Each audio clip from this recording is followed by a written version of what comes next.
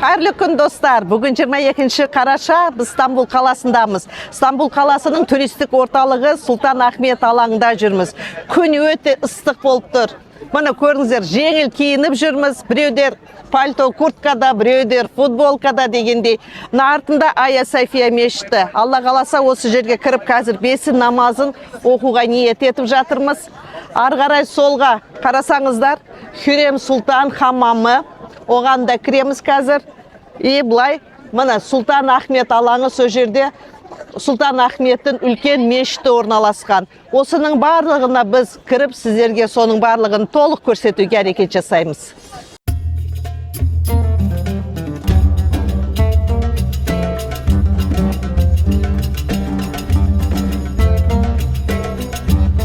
Достар, Сұлтан Ахмет мешітінің алаңына келдік. Бұл жерде дәрет алатын мүмкіндіктер бар. Дәрет алып, ары қарай жоғарылап ішке кіріп кетуге болады. Сұлтан Ахмет мешітінің ішінде көп жерінде қазір реставрация жүріп жатыр. Бірақ та мешіт жұмыс істеуін тоқтатып жатқан жоқ.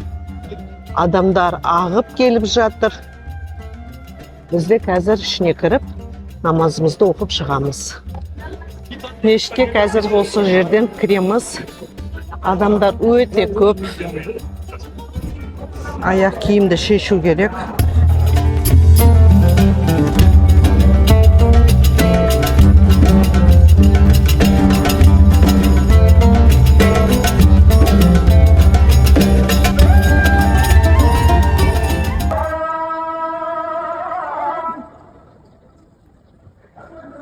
Мына жерде дәрет алатын жерлері бар. Айя София мешітінің ішіне кірдік. Бұл жерде ғажап жері. Егерде кіретін билет негізі 50-25 евро аралығында тұрады. Бірақта намаз оқуға деп кірсеңіз, кіру тегін болады.